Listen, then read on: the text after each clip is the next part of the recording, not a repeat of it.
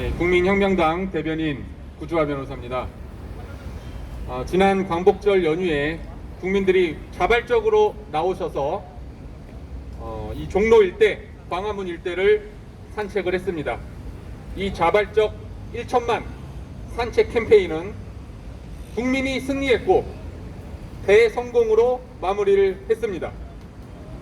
지금 서울시에서 2명의 집회도 안 된다고 금지를 시켰기 때문에 우리가 거기에 협조하는 의미로 저희가 집회를 하지 않고 대신에 자발적으로 1천만 국민이 산책 캠페인을 벌이자고 했고, 경찰과 큰 충돌 없이 어떤 불상사나 불미스러운 일 없이 3일간 잘 마무리를 했습니다.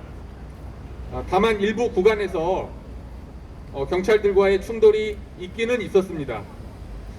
다만 그것은 경찰이 아무런 법적 근거도 없이 국민들이 가는 길을 완전히 가로막거나 혹은 선별적으로 누구는 통과시키고 태극기를 들거나 아니면 어르신들께서 두세 분 같이 이동하는 경우에는 막는 이런 직권남용 행위를 해서 자연스럽게 거기에 시민들이 모이게 되면서 경찰들에게 강력하게 항의하는 과정에서 생긴 일입니다.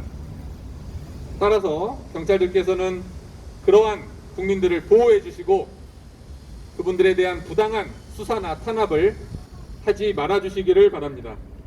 그래서 내일부터 토요일에는 또 1천만 국민 걷기 대회가 다시 광화문 그리고 시청 서울역을 잇는 그리고 여기 세종문화회관까지 우리가 자발적으로 1천만 국민이 나와서 산책 캠페인을 벌일 것입니다.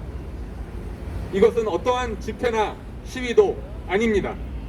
피켓을 들지도 않을 것이고 구호를 외치거나 집단 행동을 하지도 않을 것입니다. 지난 3일 연휴간 국민들은 그리고 국민혁명당은 그것을 잘 보여주고 입증해 주었습니다. 어떠한 집회나 시위에 대한 시도도 없었습니다. 따라서 경찰들께서도 이미 3일간 보았을 것이기 때문에 잘 협조해 주시고 경찰들만 국민을 가로막지 않으면 어떠한 충돌이나 불미스러운 일도 발생하지 않을 것입니다. 그리고 3일간 하면서 우리가 또 본 것은 산책을 하면서 국민들이 이 지역의 상권을 살리고 자영업자를 살리고 경제를 살릴 수 있다는 것을 알게 됐습니다. 산책을 하면서 밥도 먹고 음료수도 먹고 커피도 먹으면서 지역의 자영업자는 자연스럽게 되살아날 수 있을 것입니다. 따라서 제가 국민들께 제안드립니다.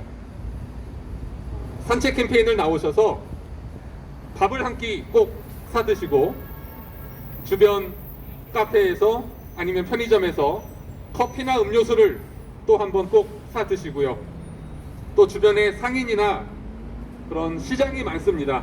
시장에서 필요한 물건을 또 하나씩 구입을 하는 이런 캠페인을 같이 한다면 정말 이 종로의 상권, 문재인과 정은경 그리고 이 지역 국회의원인 이낙연이 망쳐놓은 이 광화문과 종로구의 상권을 우리 국민들이 자발적으로 다시 되살릴 수 있을 것입니다. 자, 그리고 또 하나 제안드릴 것은 우리가 외롭지 않기 위해서 산책을 하면서 반드시 한 손에 태극기를 들 것을 제가 제안을 드립니다. 여러분, 태극기를 드는 것은 부끄러운 것도 창피한 것도 아닙니다. 다만 내가 대한민국 국민이라는 것을 인식하고 거기에 대한 자부심과 애국심을 가질 수 있는 하나의 상징인 것이고, 또 우리 1천만 산책 캠페인을 하면서 서로 지나가면서 가벼운 인사를 목례를 할 수 있는, 그럼으로써 더욱 우리가 힘을 내고 우리는 혼자가 아니고 함께하고 있다는 것을 우리가 보여줄 수 있는 그러한 상징이 바로 태극기인 것입니다. 그래서 저도 태극기를 들고 직접 종로 5가부터 이곳까지 왔습니다.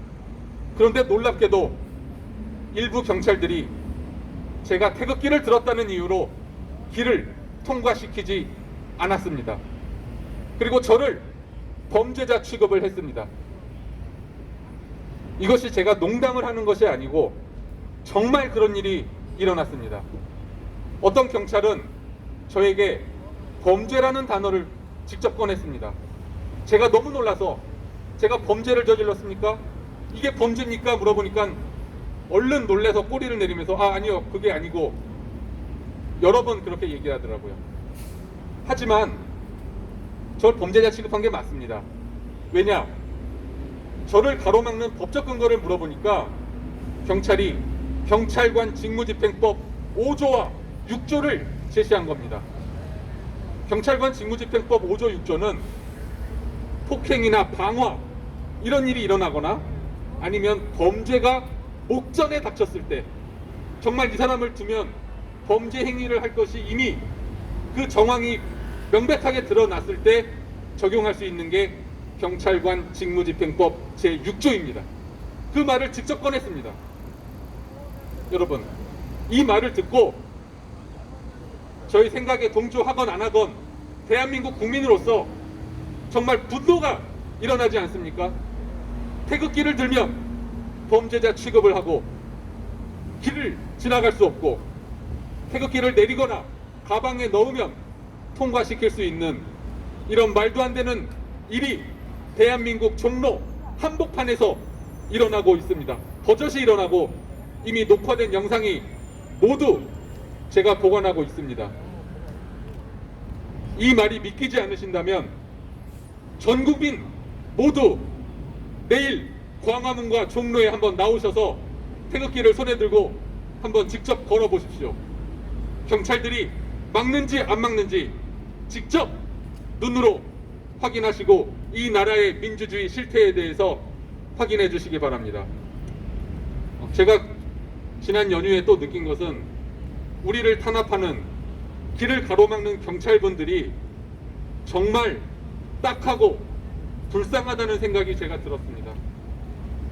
며칠 뒤에 생각하니까 정말 눈물이 날 것 같더라고요.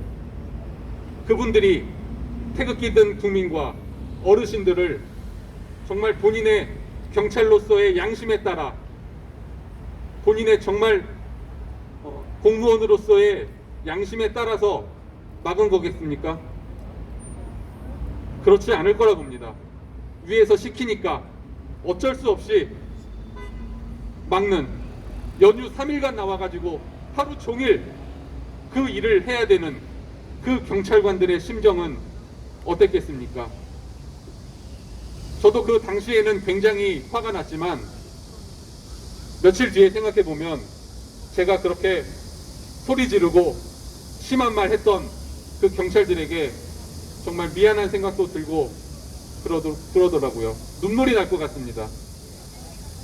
그래서 그날 오신 정말 15,000명의 대한민국 경찰들에게 제가 위로의 말씀과 미안하다는 말씀, 그리고 앞으로는 그런 부당한 지시, 위법한 지시에 따르지 마시고 진짜 대한민국을 위해서, 국민을 위해서, 이 대한민국의 민주주의를 위해서 일하고 힘써 주시기를 제가 간곡히 요청을 드리겠습니다.